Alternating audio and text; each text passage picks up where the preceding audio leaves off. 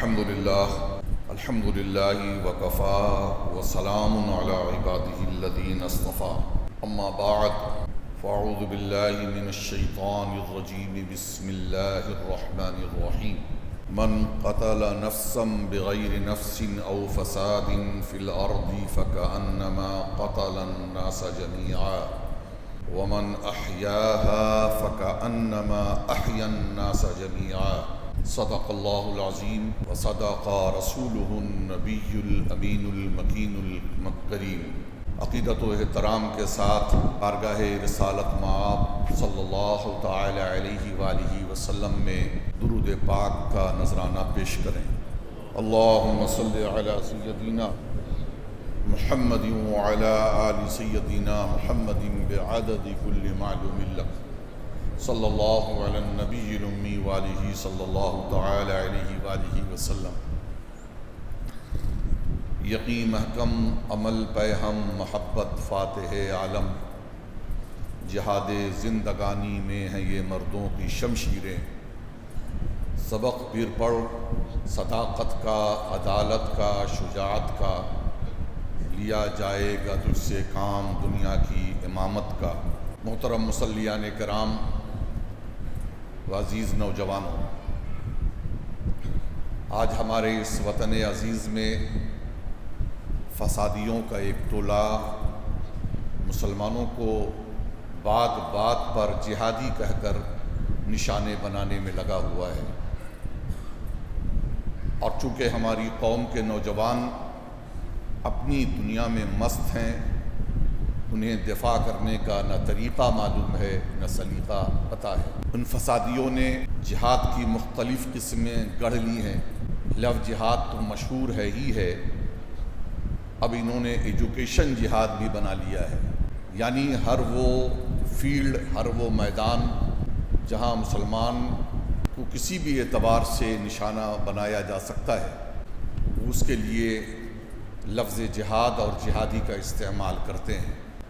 حال یہ ہے کہ ہر گنوار، جاہل، گنڈا، کرمنل، ملک دشمن، دیش دروہی اور دنگائی نے اس لفظ کو سن سن کر لفظ جہاد اور جہادی کو اپنا تکیہ کلام بنا لیا ہے۔ آئیے آج کی اس محفل میں، جو کہ انتہائی اہم محفل ہوتی ہے اور جمعہ کی نماز کے بہانے مسلمان یکجا ہوتے ہیں، اور اس جمعہ کی نماز کی جو اجتماعیت ہے، یہ مسلمانوں کی اجتماعیت بھی انہیں کھلنے لگی ہے، اور اس اجتماعیت کو توڑنے کی کوششوں میں بھی وہ مصروف ہیں۔ سڑکوں پر سب کچھ کیجئے، غنڈہ گردی کیجئے، ناچ گانا کیجئے، شراب پیجئے، سب کچھ کیجئے، آپ نہیں کر سکتے ہیں تو 2 منٹ کے لیے مسجد کے سامنے جو جگہ خالی ہے، مسجد پر ہو گئی ہے، تو تھوڑی دیر کے لیے وہاں نماز نہیں پڑھی جا سکتی۔ اصلاً یہ بھی اسی اجتماعیت کو توڑنا ہے کہ مسلمان یکجا نہ ہوں، اجتماعیت ان کے اندر پیدا نہ ہو۔ مسلمانوں میں انتشار، افتراق پھیلانے کے لیے، اتحاد کو پارا پارا کرنے کے لیے آج مختلف قسم کے لوگوں کو پیدا کیا جا رہا ہے۔ ہماری صفوں میں ایسے ایسے ناسور پیدا ہو رہے ہیں جو اس کوشش میں لگے ہوئے ہیں، اور جانے انجانے میں وہ ایسے لوگوں کے اعلی کار بن جا رہے ہیں کہ مسلمان خانوں میں بٹے رہیں، یکجا نہ ہو، متحد نہ ہو، کیونکہ وہ جانتے ہیں کہ مسلمان متحد ہو گئے تو نظام زمانہ کو وہ بدل سکتے ہیں۔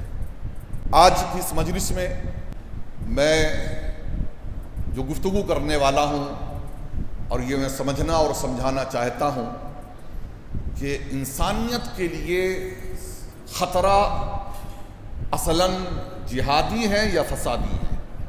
انسانیت کے لیے سب سے بڑا خطرہ کون ہے؟ جہادی یہ فسادی؟ یہ آج کا میرا موضوع ہے اور میرا عنوان ہے۔ مجھے امید ہے کہ آپ توجہ کے ساتھ نہ صرف سنیں گے بلکہ بالخصوص پڑھے لکھے نوجوان اور باشعور نوجوان اسے اپنے ذہن و دماغ میں یاد بھی رکھنے کی کوشش کریں گے۔ جہاد کا اسلامی مفہوم حق، انصاف اور مظلوموں کی حفاظت کا ایک مثبت پازیٹیو جد و جہد ہے، کوشش ہے، جس کا مقصد امن قائم کرنا ہوتا ہے۔ یوں تو لفظ جہاد ایک کثیر المعانی لفظ ہے، یعنی ایسا لفظ ہے کہ جس کا کہ بہت سارے معانی ہو سکتے ہیں لفظ جہاد کے، کوئی ایک معنی اس کا نہیں ہو سکتا ہے، کیونکہ یہ بہرحال عربی لفظ ہے، اور عربی زبان کی ایک خصوصیت ہے کہ ایک لفظ میں کئی معانی ہوتے ہیں، انہی میں سے ایک لفظ جہاد بھی ہے۔ اس جہاد کے لغوی معنی جو ہوں گے وہ سخت محنت کے، کوئی سخت محنت کرتا ہے تو وہ جہاد کر رہا ہے، کوئی تگ و دو کر رہا ہے تو جہاد کر رہا ہے، کوئی کوشش کر رہا ہے، جد و جہد کر رہا ہے تو جہاد کر رہا ہے۔ یعنی یوں کہہ لے کہ ہارڈ ورک کرنے کو اور ایکسٹریم ایفرٹ کو جو وہ جہاد کہتے ہیں، بڑی جد و جہد، ظلم کے خاتمے کے لیے، انصاف کے لیے، ناانصافی کے خاتمے کے لیے، کرپشن کو مٹانے کے لیے، علم کا اجالا پھیلانے کے لیے، معاشرے میں امن و امان قائم کرنے کے لیے، لوگوں کو راہ راست پر لانے کے لیے اگر کوئی جد و جہد کر رہا ہے، کوشش کر رہا ہے، ہارڈ ورک کر رہا ہے تو وہ جہاد کر رہا ہے۔ بات سمجھ میں آ رہی ہے؟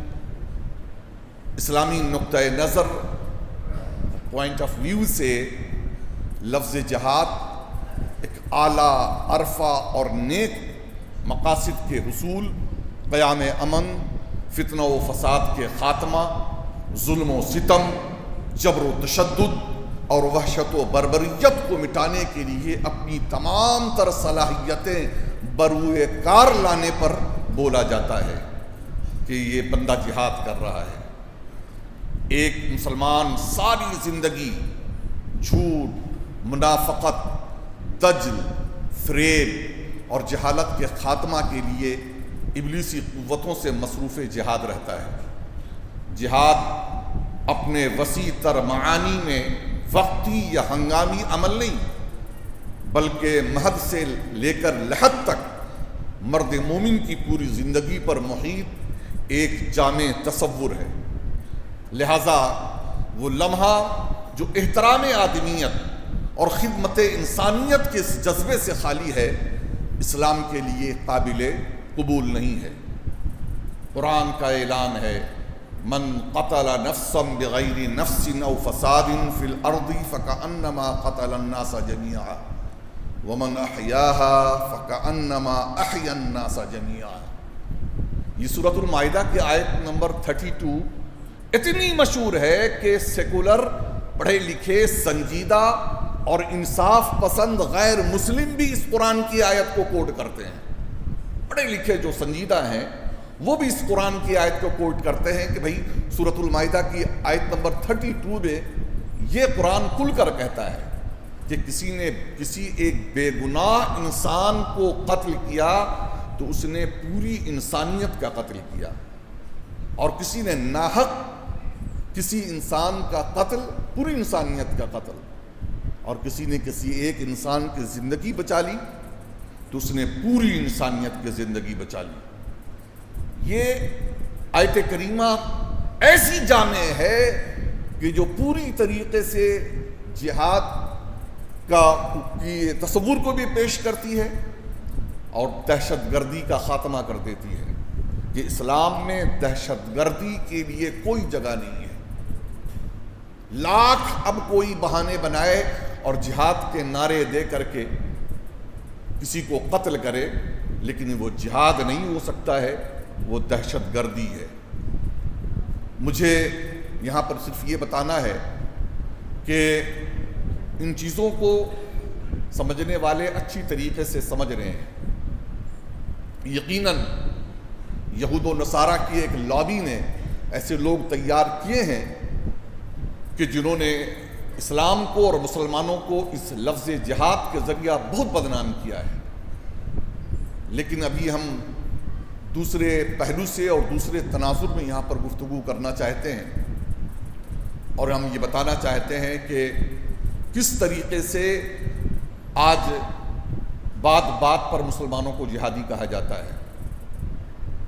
یہ موضوع معاً میرے دماغ میں کل آیا کہ اب تو ہندوستان نہیں بلکہ یوں کہہ لے رہے ہیں کہ وہ انٹرنیشنل شخصیت ہے جو ایجوکیشن پر بندہ کام کر رہا ہے، پٹنہ کے خان سر، جن کو سارے کے سارے جانتے ہیں، بالخصوص ہر شعور مند بندہ اور بالخصوص ایجوکیشن کے ڈپارٹمنٹ سے جو نوجوان جڑے ہوئے ہیں وہ تو استفادہ بھی کر رہے ہیں۔ اب معاملہ کیا ہوا کیا نہیں ہوا، دو کوچنگ سینٹر کے دو ٹیچرز کے درمیان جھگڑا ہوا، فساد ہوا، اور اب تک مسئلہ چل ہی رہا ہے، لیکن میں نے کمنٹس دیکھے اس پر کچھ لوگوں کے جو اس طاق میں بنے ہوئے تھے، انہوں نے خان سر کے اوپر انگلی اٹھاتے ہوئے کہا کہ یہ بھی جہادی نکلا، یہ بھی جہادی نکلا، اور پھر کچھ تائید کرنے والے پیدا ہو گئے، ہوتے چلے گئے کہ ہاں یہ بندہ بڑا خطرناک ہے، ایجوکیشن اور ہیلتھ کا نام لے لے کر کے یہ جہاد کر رہا ہے، اور جو ہے وہ پوری طریقے سے یہ ایسا کر رہا ہے ویسا کر رہا ہے۔ تو میرے ذہن و دماغ میں بات آئی کہ کیوں نہیں اسی موضوع پر گفتگو کی جائے، اور کم از کم اپنے نوجوانوں کو اس کے ذریعہ سمجھانے کی کوشش کیا جائے کہ صحیح طریقے سے وہ اس لفظ جہاد کو سمجھیں اور وہ کنڈم کریں اور دوسروں تک بھی یہ پیغام پہنچانے کی کوشش کریں۔ دیکھیے قرآن کی جو آیت ہے سورۃ المائدہ کی 32 جو ابھی میں نے پیش کی ہے، اس آیت کریمہ سے معلوم ہو گیا کہ ناحق کسی مظلوم کو قتل کرنا، کسی انسان کی جان لینا، یہ جہاد نہیں ہے بلکہ فساد ہے۔ جہاد اور فساد کے لفظ کو آپ سمجھیں گے، مجھے ان دونوں لفظ پر بات کرنی ہے، جہاد اور فساد۔ کسی انسان کو ناحق قتل کرنا، ظلم کرنا جہاد نہیں ہے، یہ فساد ہے۔ ہمارا دین جہاد کا تو حکم دیتا ہے مگر فساد کا حکم نہیں دیتا ہے۔ ہمارے اس وطن عزیز پیارے ملک بھارت پر جب انگریزوں نے اپنے ناپاک پنجے گاڑ دیے تھے تو ہم بھارتیوں کو ظلم و تشدد کا نشانہ جب بنایا جا رہا تھا، زندگی جب اجیرن ہو چکی تھی، تو سب سے پہلے مسلمانوں اور علماء نے ہی اس دیش کو بچانے کے لیے سنگھرش شروع کیا۔ دہلی کی جامع مسجد سے علامہ فضل حق خیر آبادی نے انگریزوں کے خلاف فتوی جہاد دیا، اور پھر ان کے فتوی جہاد کے بعد ہندو، مسلم، سکھ، عیسائی اور ہر ذات، برادری، دھرم کے لوگوں نے اس دیش کی حفاظت کے لیے اور آزادی کے لیے آخری مغل تاجدار بہادر شاہ ظفر کے پرچم تلے جہاد کیا اور جہاد کے لیے جمع ہو گئے۔ اس اعتبار سے وہ سارے کے سارے جنہوں نے 1857 یعنی 1857 کی پہلی جنگ آزادی میں جن لوگوں نے بھی حصہ لیا وہ سارے کے سارے جہادی تھے۔ جی ہاں، علامہ فضل حق خیر آبادی جہادی تھے، بہادر شاہ ظفر جہادی تھے، مفتی صدر الدین آزردہ جہادی تھے، علامہ فیض احمد بدایونی جہادی تھے، علامہ سید احمد شاہ مدراسی جہادی تھے، جنرل بخت خاں جہادی تھے۔ آپ کو بتا دیں یہاں ٹیپو سلطان جہادی تھے، کیونکہ سب سے پہلا جہاد عملی طور پر اگر کسی نے انگریزوں کے خلاف حصہ لیا ہے تو اس میں بہت بڑا رول ٹیپو سلطان کا ہے۔ لیکن افسوس ان فسادیوں نے ان جہادیوں کو نشانہ بنانا شروع کیا ہے۔ یہ ذہن میں رکھیں گے کہ دیش کے لیے اور ملک کے لیے فسادی خطرناک ہیں، جہادی خطرناک نہیں ہیں۔ آپ بعد کے دور میں اگر آئیں گے تو دیکھیں گے کہ جی ہاں، علامہ کفایت اللہ کافی بھی جہادی تھے، اشفاق اللہ خان بھی جہادی تھے۔ تو ساتھ یہ بھی ماننا پڑے گا کہ صرف یہ مسلمان جہادی نہیں تھے، کہ بھگت سنگھ بھی جہادی تھے، بلکہ سبھاش چندر بوس بھی جہادی تھے. بعد کے دور میں آ جائیں تو ماننا پڑے گا کہ رام پرساد بسمل بھی جہادی تھے, ماننا پڑے گا کہ گاندھی بھی جہادی تھے اور نہرو بھی جہادی تھے, کیونکہ ان سبوں نے اس بھارت کی آزادی کے لیے سنگھرش کیا ہے, جد و جہد کی ہے, کوشش کی ہے, ہارڈ ورک کیا ہے کہ کس طریقے سے اس دیش کو انگریزوں کے چنگل سے آزاد کرایا جائے. تو اس لحاظ سے ہم فخر سے کہتے ہیں کہ ہم جہادی ہیں, اور اس بھارت کو بچانے کے لیے سنگھرش کرنے میں ہمیشہ جہادیوں نے بڑھ چڑھ کر رول ادا کیا ہے. ہم جہادی تو ہیں لیکن فسادی نہیں ہیں, اور نہ اوپر والے جہادی تو تھے, فسادی یہ نہیں تھے. فسادی کون تھے؟ سوال پیدا اٹھتا ہے کہ فسادی کون تھے. فسادی وہ تھے کہ جنہوں نے انگریزوں کے چرنوں میں پناہ لی, ان سے معافی مانگ لی, ان دیش پریمیوں اور جہادیوں کی مخبری کرنے والے فسادی تھے کہ جنہوں نے ایک زمانے تک اس بھارت کو آزاد نہیں ہونے دیا اور انگریزوں کی غلامی کرتے رہے. تاریخی شواہد اور سیاسی تجزیوں کے مطابق ونائک دامودر ساورکر اور راشٹریہ سیوم سنگھ RSS کے بانی ڈاکٹر کیشو بلی رام ہیڈگیوار سمیت دیگر رہنماؤں نے انگریز سے حکومت سے وفاداری کی, اور تحریک آزادی سے الگ رہنے کے الزامات ان کے اوپر موجود ہیں, پروف موجود ہیں, اور آج تک RSS کے ہیڈ کوارٹر سے اس کا جواب نہیں دیا جاتا ہے. جاننے والے خوب جانتے ہیں کہ RSS کے ہیڈ کوارٹر پر ایک زمانے تک ترنگا جھنڈا بھی نہیں لہراتا تھا. آج ترنگا کی بات کرنے والے کہ ہم ہندوستانی مسلمان ترنگا سے محبت نہیں کرتے ہیں, ان کے اپنے ہیڈ کوارٹر پر ترنگا نہیں لہراتا تھا. تو یہ ونائک دامودر ساورکر, ڈاکٹر کیشو بلی رام ہیڈگیوار اور MS گوالکر, ان سبوں نے جو ہے وہ ایسا سنگھٹن قائم کیا کہ جو انگریزوں کے جاننے کے بعد بھی یہ دیش انگریزوں کے چنگل میں رہے اور انگریزوں کی غلامی میں رہے. اس سے بڑی بات کیا ہو سکتی ہے کہ اسی سنگھٹن کا پالا پوسا ہوا ناتھو رام ونائک گوڈسے نے گاندھی جی کو گولی مار کر ان کی ہتیا کر دی, ان کا قتل کر دیا. تو یہ دہشت گردی تم پھیلاؤ اور نام ہمارے اوپر دو, اور یہ کہنا کہ 1947 کے بعد مسلمانوں نے تو پاکستان لے لیا تھا. یاد رکھیں, یہ پاکستان بنوانے میں صرف مسلمانوں کا رول نہیں ہے, بلکہ مسلمانوں کے ساتھ ساتھ دوسرے نہ جانے کتنے ایسے لوگوں کے نام موجود ہیں جو اس ملک پر جنہوں نے راج کیا اور حکومت کے لیے اپنے اور انگریزوں کے سازش کے شکار ہو کر اس دیش کا بٹوارا کیا. اگر سارے کے سارے مسلمان پاکستان بنانے کے خواہاں ہوتے اور پاکستان جانا چاہتے تو یہ پورا دیش آج ویران ہو گیا ہوتا. مسلمانوں کی ایک بڑی تعداد نے نہ پاکستان جانا پسند کیا, نہ پاکستان کی فکر کو پسند کیا ہے, بلکہ حال تو یہ ہے کہ ہم ببانگے دوہل کہتے ہیں کہ یقیناً اس گئے گزرے دور میں بھی ہم یقیناً بھارت کے مسلمان ان پاکستانی مسلمانوں سے کہیں اچھی زندگی گزار رہے ہیں. بہت سے نوجوان جو ہیں وہ حالات سے گھبرا کر ادھر ادھر کی باتیں کرنے لگتے ہیں. ارے میرے پیارو سنو, تمہارے گھر کے اوپر, تمہاری زمین کے اوپر کوئی اگر دشمن قبضہ کرنا چاہے گا تو کیا تم اسے چھوڑ دو گے؟ ارے اس جمشید پور کا تو حال بہت برا ہو گیا ہے. یہاں تو لینڈ مافیا گھوم رہے ہیں خوب اچھی طریقے سے. ابھی میں آزاد رپورٹر میں ایک نیوز دیکھ رہا تھا, کپالی کے علاقے میں زمین کسی کی ہے اور وہ بیچارہ جب اس نے کام شروع کیا ہے تو غنڈوں کی ٹیم پہنچ گئی اور فائرنگ شروع, اور کہا یا تو رنگداری دو یا تو پھر اس کے بعد یہ کرو اور وہ کرو, اور اس کے بعد ڈرایا دھمکایا. مجھے تو ایسے نوجوانوں پر رونا آتا ہے کہ تم گولیاں چلا کر اپنے بھائیوں کو دھمکانے کی کوشش کر رہے ہو، یہاں تمہارے پاؤں کے نیچے سے زمین کھینچنے کی تیاری ہو رہی ہے، اور تم جو چند سکوں کے لیے اور چند روپے کے لیے جو ہے تمہارا حال کیا ہے۔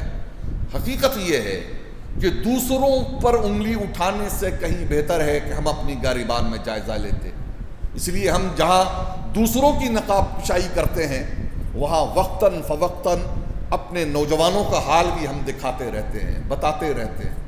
میں جانے کتنے ایسے واقعات ہیں۔ کل میں رانچی میں بیٹھا ہوا تھا، پتہ چلا کہ فلاں علاقے میں پولیس جو ہے وہ رانچی کے دنگے کے بعد پولیس گھر میں داخل ہو کر کے مسلم نوجوانوں کو اٹھا کر لے جا رہی ہے۔ تو جن صاحب سے گفتگو ہو رہی تھی وہ اچھے پہنچ کے مالک تھے، انہوں نے ڈی آئی جی کو فون کیا، کہا سر یہ کیا ہو رہا ہے، اس سے حالات خراب ہو سکتے ہیں۔ تو ڈی آئی جی نے جب اپنے پولیس ڈپارٹمنٹ سے بات کی ہے، اس نے کہا سر ہم لوگ کیا کریں، خود اسی محلے سے اسی قوم کے لوگ فون کر کے ہمیں کہتے ہیں کہ فلاں گھر میں ہے، فلاں گھر میں آ گیا ہے، فون پر فون۔ اگر ہم ایکشن نہیں لیتے ہیں تو ہم خود پریشانی میں گرفتار ہو جاتے ہیں۔ یقیناً ہمارا تو حال یہ ہو گیا ہے کہ کوئی گلی مسلم محلے کی نہیں جہاں پولیس کے دلال موجود نہیں ہے۔ 500 روپے کے لیے زمین بیچا جا رہا ہے، ایمان بیچا جا رہا ہے، 500 روپے کے لیے سب کچھ کا سودا ہو رہا ہے۔ یہ قوم کا یہ حال ہو کر رہ گیا ہے۔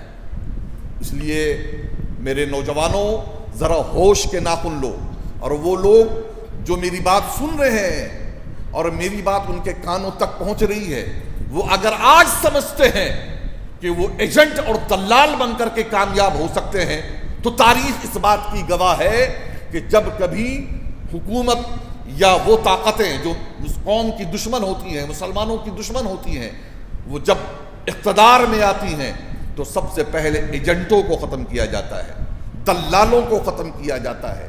میر صادق اور میر جعفر کی تاریخ یہ کہہ رہی ہے کہ جب انگریزوں کا قبضہ ہو گیا تو انہوں نے کہا کہ سب سے پہلے تو تمہیں گولی مارنے کی ضرورت ہے، کہ جو شخص اپنی قوم کا نہیں ہوگا وہ ہمارا کیا ہو سکتا ہے۔ ظاہر ہے جو اپنی قوم کا جو شخص نہیں ہے وہ دوسروں کا کیا ہو سکتا ہے۔ کل کچھ اور پیسے کے لیے تم کہیں اور بک سکتے ہو، کہیں اور اپنی زمین کا سودا کر سکتے ہو، اور پہلے انہیں ختم کیا گیا، پہلے انہیں گولی ماری گئی، پہلے ان کی گردنیں اتاری گئی ہیں۔ اس لیے وہ نوجوان اور وہ لوگ جو چند روپے کے لیے ایجنٹی کر رہے ہیں، دلالی کر رہے ہیں اور قوم کا سودا کر رہے ہیں، ذرا ہوش کے ناخن لے رہے ہیں۔ تو میں عرض کر رہا تھا کہ یہ وہ فسادی تھے، یہ جہادی نہیں تھے کہ جنہوں نے گاندھی کو مارا ہے، جنہوں نے راجیو گاندھی کو مارا ہے وہ جہادی نہیں تھے، وہ فسادی تھے۔ جہادی وہ تھے جنہوں نے دیش کو بچایا، فسادی وہ تھے جنہوں نے دیش کو تباہ کر دیا ہے۔ یہ سارے کے سارے جہادی نہیں، فسادی تھے۔ میں آپ کو بتاتا ہوں کہ فساد کا مطلب کیا ہے۔ جہاد کا مطلب تو میں نے بتا دیا، اب فساد کا مطلب سنیں۔ فساد کا مطلب ظلم، بدامنی اور تباہی پھیلانا ہے، جسے دنیا کا نہ کوئی مذہب پسند کرتا ہے اور نہ ہی کوئی اچھی ملکی حکومت اسے اپنے ملک میں پنپتا ہوا دیکھ سکتی ہے۔ اگر کسی ملک کی حکومت اپنے دیش میں، اپنے ملک میں فسادیوں کو پنپ پا رہی ہے اور فسادیوں کو بڑھاوا دے رہی ہے تو سمجھ جائیے کہ وہ حکومت خود اس دیش کی غدار ہے اور دیش سے انہیں محبت نہیں ہے۔ یہ ایک کھلی ہوئی حقیقت ہے، ورنہ جسے دیش سے پیار ہوگا وہ دیش میں فساد نہیں پھیلا سکتا ہے۔ میں آپ کو مثال دیتا ہوں، یقیناً برطانیہ اور امریکہ یہ بڑی طاقتیں ہیں اور یہ پوری طریقے سے سارے دوسرے ملکوں میں تو بدامنی اور فساد پھیلاتے ہیں۔ یہ امریکہ کا ہاتھ کہاں نہیں ہوتا ہے، لیکن خود آپ امریکہ میں چلے جائیں تو امریکہ امن و امان کا گہوارہ ہے، وہاں کسی طریقے کا کوئی فساد نہیں ہے۔ وہ دوسرے ملکوں میں تو فساد پھیلاتے ہیں لیکن اپنے دیش میں اور اپنے وطن میں، اپنے ملک میں وہ فساد نہیں پھیلاتے ہیں۔ جس طریقے سے ایک کرسچن جیتا ہے اسی طریقے سے ایک سکھ بھی جیتا ہے، اسی طریقے سے ایک مسلم بھی جیتا ہے، اور قانون سب کے لیے برابر ہے، کیونکہ وہ جانتے ہیں کہ اگر ہم یہاں فساد پھیلائیں گے تو ہمارا دیش تباہ ہو جائے گا۔ اس لیے اگر دو طرح کے قانون کوئی بناتا ہے، انصاف اگر کوئی نہیں کرتا ہے، تو یقیناً وہ دیش کو تباہی کی طرف لے جا رہا ہے۔ یہی وجہ ہے کہ قرآن نے بھی اسے کہا ہے، ارشاد باری تعالی ہے وَالْفِتْنَةُ أَكْبَرُ مِنَ الْقَتْلِ، اور فتنہ و فساد قتل سے بڑا جرم ہے۔ اور سورۃ البقرہ کی آیت نمبر 193 ہے وَقَاتِلُوهُمْ حَتَّى لَا تَكُونَ فِتْنَةٌ وَيَكُونَ الدِّينُ لِلَّهِ فَإِنِ انْتَهُوا فَلَا عُدْوَانَ إِلَّا عَلَى الظَّالِمِينَ، ان سے لڑو جب تک کہ فتنہ مٹ نہ جائے اور اللہ تعالیٰ کا دین غالب نہ آ جائے۔ اگر یہ رک جائیں تو تم بھی رک جاؤ، زیادتی تو صرف ظالموں پر ہی ہے۔ سورۃ الانفال کی آیت نمبر 40 میں ہے وَقَاتِلُوهُمْ حَتَّى لَا تَكُونَ فِتْنَةٌ وَيَكُونَ الدِّينُ كُلُّهُ لِلَّهِ، اور ان سے لڑتے رہو یہاں تک کہ فتنہ باقی نہ رہے اور دین مکمل طور پر اللہ ہی کے لیے ہو جائے۔ تو نبی اکرم صلی اللہ تعالی علیہ وسلم نے اپنے دور کے فتنوں اور آئندہ آنے والے بہت سارے فتنوں کا قتال کا حکم دیا، اور اپنے زمانے میں خود اپنی نگرانی میں قتال کے ذریعے سے بڑے بڑے فتنوں کا قلاقمہ فرمایا، اور فتنہ و فساد پھیلانے والے سرداروں کو بھی قتل کر دیا گیا تاکہ انسانیت پرسکون راہیں نکل آئے اور انسانیت سکون کے ساتھ زندگی گزار سکے۔ یہ فسادی فتنہ پھیلانے والے کینسر صفت لوگوں کے خاتمے سے جو رحمت عام ہوئی، اس کا اقرار صرف مسلمان ہی نہیں بلکہ انصاف پسند کافر بھی کرتے ہیں۔ یاد رکھیں، یہ جو باتیں میں آپ کو بتا رہا ہوں، یہ میں آپ کو بتا دینا چاہتا ہوں کہ اسلام صرف نماز پڑھنے کا حکم نہیں دیتا ہے، اسلام صرف روزہ رکھنے کا حکم نہیں دیتا ہے، صرف زکوٰۃ اور حج کرنے کا حکم نہیں دیتا ہے، اسلام اس بات کا بھی حکم دیتا ہے کہ دین کو سربلند کرنے کی کوشش کرو۔ اسلام اس بات کا بھی حکم دیتا ہے کہ مظلوم کے حق میں ظالم کے خلاف آواز اٹھاؤ۔ اسلام اس بات کا بھی حکم دیتا ہے کہ جہاں تمہارے دین پر حملہ ہو اس کی حفاظت کے لیے سر بکف ہو جاؤ۔ یاد رکھیں، اس لیے چند چیزوں میں دین کو محصور کر دینے والے حقیقتاً نہ دیندار ہیں نہ وہ دین کو سمجھ سکتے ہیں۔ جناب اقبال کا وہ شعر جو میں نے پڑھا ہے، یوں ہی نہیں پڑھا ہے کہ عمل پہ ہم محبت فاتح عالم، کہ جو فرمایا یقین محکم عمل پہ ہم محبت فاتح عالم، یقین محکم عمل پہ ہم محبت فاتح عالم، جہاد زندگانی میں ہے یہ مردوں کی شمشیریں، اور سبق پھر پڑھ صداقت کا، عدالت کا، شجاعت کا، لیا جائے گا تجھ سے کام دنیا کی امامت کا۔ سب سے پہلے ہمیں اپنے گریبان میں جھانکنے کی ضرورت ہے، کیونکہ جن چیزوں کا ہمیں حکم دیا گیا ہے اور مسلمان کو جس شان آن بان شان کا ہونا چاہیے، افسوس مسلمانوں نے وہ ساری چیزیں کھو دی ہیں، ساری چیزیں کھو دی ہیں، اور ان کی غیرت کا جنازہ نکل گیا ہے۔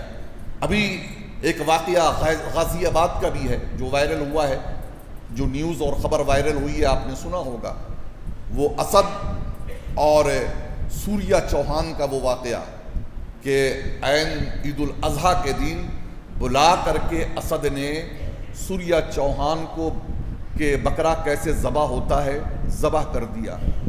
میں سوچنے پر مجبور ہو گیا کہ میڈیا والے اسے دوست بھی بتا رہے ہیں اور ذبح کرنے کی بلا کر بات بھی کر رہے ہیں، ایسا تو ممکن نہیں ہے، ایسا ضرور کوئی نہ کوئی کہانی ہے جو اس کے پیچھے چھپی ہوئی ہے، اور بالآخر وہ کہانی ظاہر ہوئی ہے۔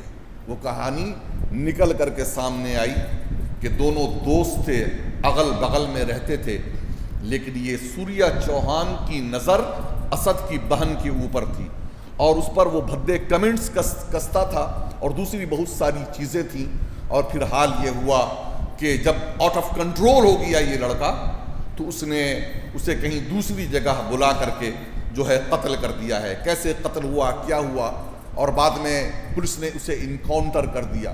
پورے خوش ہو گئے کہ واقعی انصاف مل گیا، انصاف مل گیا۔ میں تھوڑی دیر کے لیے یہاں پر دونوں پہلوؤں پر نظر رکھتا ہوں۔ سب سے پہلی بات تو یہ کہ اگر انصاف یہی ہے کہ کسی نے اگر کسی کو قتل کیا ہے تو اسے گولی مار دی جائے، آن اسپوٹ اسی جگہ پر گولی مار دی جائے، تو نہ جانے کتنے ہندوستان میں کیسز ہیں، کتنے ریپسٹ ہیں، کتنے قاتل ہیں کتنے قاتلوں کو گولی ماری گئی ہے. کیا مسلمان ہوگا اگر وہ مجرم ہوگا تو اسے گولی ماری جائے گی، اور اگر نام مسلمان نہیں ہوگا تو اسے گولی نہیں ماری جائے گی؟ اسی غازی آباد میں کی رپورٹ ہے کہ ایک تیاگی نے دوسرے تیاگی کو قتل کر دیا ہے، لیکن کیا اسے بھی گولی ماری گئی؟ اس کا بھی انکاؤنٹر کیا گیا؟ جی نہیں. میں ہمیشہ کہتا رہا ہوں کہ ہندوستان میں دو طرح کے قانون ہیں، لیکن آئیے پلٹ کر ہم یہ بھی دیکھتے ہیں کہ آخر اس سوریہ چوہان کا تعلق اسد کی بہن سے کیوں کر ہو گیا، کیوں اس کو کر ہو گیا؟ تو ون سائیڈڈ باتیں ہیں. جب آپ اپنے گھر میں اسلامی قانون کو نافذ نہیں کریں گے، جب پوری طریقے سے پردے کا معاملہ نہیں ہوگا، پوری طریقے سے کوئی بھی گھر میں اندر داخل چلا آئے، ان چیزوں کا خیال نہیں کیا جائے گا، اور اسلامی قانون اور اسلامی تعلیمات کی جب دھجیاں اڑائی جائیں گی تو اس طرح کے کیسز آئیں گے. اس لیے آج وقت اس بات کا ہم سے تقاضا کر رہا ہے کہ ہم دوسروں کے گریبان میں جھانکنے سے پہلے اپنے گھروں کا بھی جائزہ لیں کہ ہماری بہنیں، ہماری بیٹیاں، ہماری دوسری جو ہیں گھر کی جو خواتین ہیں، گھر کی جو بچیاں ہیں، گھر کی لڑکیاں ہیں، وہ اسکول جا رہی ہیں، کالج جا رہی ہیں، کوچنگ جا رہی ہیں، یہ کہاں بھی جا رہی ہیں، تو ان کے معاملات کیا ہیں؟ آپ اگر پہلے سے ہی ان کی تربیت کریں گے، ان پر نظر رکھیں گے اور ان کو صحیح راستہ دکھائیں گے تو یہ صورتحال اور یہ کیفیت نہیں آئے گی. اس ایک مسئلے کی بنیاد پر پورا گھر اجڑ گیا ہے. اب اس کے گھر پر، اس بلڈنگ پر پورے بلڈوزر چلانے کی بات آ رہی ہے، اور اس بلڈنگ میں کئی فلیٹ ہیں جس میں دوسرے لوگ بھی رہتے ہیں جن کا اس کیس سے کوئی تعلق نہیں ہے، لیکن سارے کے سارے تباہ ہونے والے ہیں. تو یہ دیش پوری طریقے سے تباہی کے دہانے پر ہے. میں بار بار آپ کو میں یہ بتا رہا ہوں کہ اس لیے کہ آپ ہوش کے ناخن لیں، ہم جاگ جائیں، ہم بیدار ہو جائیں. آج فتنہ و فساد پھیلانے والے ہر جگہ موجود ہیں. زمین پر فساد پھیلانے کی بڑی سخت ممانعت آئی ہے. اللہ نے انسان کو زمین پر امن قائم کرنے کا حکم دیا ہے اور فساد پھیلانے والوں کی شدید مذمت فرمائی ہے. لیکن افسوس ہمارے معاشرے اور ہماری سوسائٹی میں ہی نہ جانے کتنے فساد پھیلانے والے موجود ہیں. قرآن کہتا ہے وَإِذَا قِيلَ لَهُمْ، اچھا کچھ ایسے بھی ہیں جو فساد پھیلا رہے ہیں، لیکن کیا کہہ کر کہ ہم تو بھائی نیکی کا کام کر رہے ہیں، ہم تو اصلاح کا کام کر رہے ہیں. قرآن کہتا ہے منافقین کی صفت بیان کرتے ہوئے وَإِذَا قِيلَ لَهُمْ لَا تُفْسِدُوا فِي الْأَرْضِ قَالُوا إِنَّمَا نَحْنُ مُصْلِحُونَ أَلَا إِنَّهُمْ هُمُ الْمُفْسِدُونَ وَلَكِنْ لَا يَشْعُرُونَ. اور جب ان سے کہا جاتا ہے کہ زمین میں فساد نہ پھیلاؤ تو وہ کہتے ہیں ہم تو صرف اصلاح کرنے والے ہیں. خبردار، حقیقت میں یہی لوگ فساد کرنے والے ہیں، لیکن انہیں اس بات کا شعور نہیں ہے. پتہ چلا کہ دین و سنت کی تبلیغ، حق کی سربلندی، ایمان و عقیدے کی حفاظت، امر بالمعروف نہی عن المنکر، دعوت و اصلاح وغیرہ کے دلکش اور دل فریب نعروں اور جامے میں چھپے ہوئے بھی فسادی ہوتے ہیں. ایسے لوگ اپنے مفاد کی خاطر کچھ بھی کر سکتے ہیں. ان فسادیوں کے پاس نہ کوئی موقع محل ہے، نہ حکمت ہے، نہ بصیرت ہے. امت میں تفرقے بازی کریں، مسلک و مشرب کے نام پر اپنی روٹی بوٹی کا انتظام کریں، اور اپنی دکان چمکانے کے سوا ان کا کوئی مقصد نہیں ہوتا ہے. ان جھوٹے حق کو، جھوٹے حق بیان کے زبان و قلم سے وقت کے ظالم و جابر حکومت کے خلاف ایک لفظ نہ نکلتا ہے، اور ایک لفظ نہیں وہ بولتے ہیں، لیکن وہ قلم چلتا ہے ان کا. زبان کھلتی ہے تو کس کے خلاف؟ اپنوں کے خلاف، کلمہ پڑھنے والوں کے خلاف، مسلمانوں کے خلاف، اور تفرقے بازیاں کر کے یہ انتشار پھیلاتے ہیں. یہ وہ لوگ ہیں، انہیں پہچاننے کی ضرورت ہے کہ انہیں ان کے جبے پر، ان کے دستار پر، ان کی ٹوپیوں پر، ان کی داڑھیوں پر، ان کے نسب پر، ان کے خاندان پر، ان کی خانقاہ پر اور ان کی کسی چیز پر نہ جائیے، بلکہ ایسے لوگوں کو پہچانیے. کہیں ایسا تو نہیں کہ یہ پیاری پیاری باتیں کر کے یہ امت کو منتشر کر رہے ہیں؟ کہیں ایسا تو نہیں کہ جانے میں ہو یا انجانے میں ہو یہ اسلام دشمن طاقتوں کے آلہ کار بن گئے ہیں؟ اس لیے ایسے لوگوں کو بھی پہچاننے کی ضرورت ہے کہ کون ایسے موقع پر امت کو متحد کرنے کی باتیں کر رہا ہے اور کون ایسے موقع پر امت کو منتشر کر کے غیروں کے قدموں میں ڈالنے کے کام میں لگا ہوا ہے. ایسے میر جعفروں اور ایسے غداروں اور ایسے میر صادقوں کو پہچاننے کی ضرورت ہے جو امت میں تفرقہ بازیاں کر رہے ہیں۔ اللہ کریم ہمیں ایسے نازک موقع پر ایک امت بن کر کلمہ طیبہ لا الہ الا اللہ محمد الرسول اللہ اور اللہ کے حکم واعتصموا بحبل اللہ جمیعا کے تحت متحد ہو کر اسلام دشمن طاقتوں کا مقابلہ کرنے کی ضرورت ہے۔ ہمیں ڈرنے کی ضرورت نہیں ہے۔ ارے ڈرے وہ جو یہ سمجھتا ہے کہ جس کے لیے دنیا ہی سب کچھ ہے۔ انشاءاللہ تبارک و تعالی میں اپنی گفتگو ختم کر رہا ہوں۔ میں اسی پر اللہ نے چاہا تو آخری جملے سے ملتی ہوئی باتیں میں آئندہ جمعہ بیان کروں گا۔ ڈرے وہ جو یہ سمجھتا ہے کہ دنیا ہی اس کے لیے سب کچھ ہے۔ مومن تو وہ ہے کہ جو جیتا ہے تو غازی بن کر جیتا ہے اور مرتا ہے تو شہید بن کر مرتا ہے۔ مومن کی تو یہ تمنا ہوا کرتی ہے کہ وہ شہید ہو جائے۔ نہ جانے کتنے ایسے واقعات ہیں صحابہ کے اور صوفیاء کے اور بزرگوں کے کہ ہم شہید ہو جائیں، کاش اللہ کی راہ میں شہید ہو جائیں۔ تو مومن کی تمنا شہید ہونے کی ہوتی ہے کہ اللہ کے نام پر اللہ کے لیے شہید ہو جائے۔ اور حقیقی زندگی ہماری یہاں کی نہیں ہے، بلکہ ہماری حقیقی زندگی تو مرنے کے بعد آخرت کی ہے اور جنت کی ہے۔ اللہ کریم ہم سب کو ایمان کے ساتھ دنیا میں رکھے اور خاتمہ بالخیر فرمائے۔ وآخر الدعوانا ان الحمد للہ رب العالمین۔